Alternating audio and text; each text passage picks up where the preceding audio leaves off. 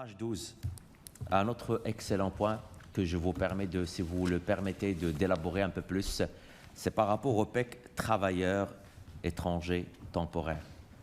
Là, vous dites que vous voulez inclure dans les professions éligibles les professions de F et ER. Vous pouvez expliquer pour les gens qui nous écoutent. Moi, je sais c'est quoi, 4. Et vous demandez exiger une expérience de travail d'1 an à temps plein ou de 1580 heures.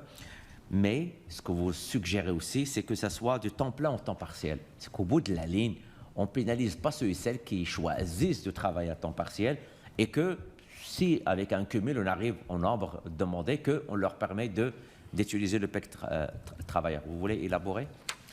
Oui, tout à fait.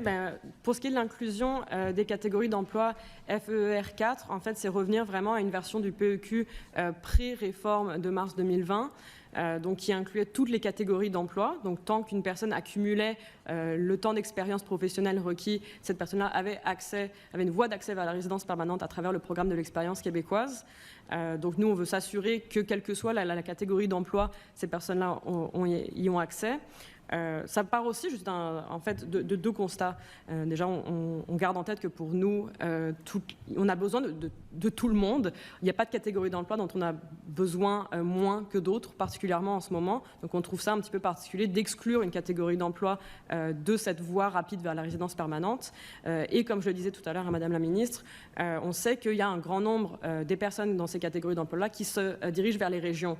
Donc ça vient compléter nos recommandations de régionalisation pour inciter des personnes à choisir les régions, particulièrement dans ces emplois-là, s'il y a des voies d'accès vers la résidence permanente.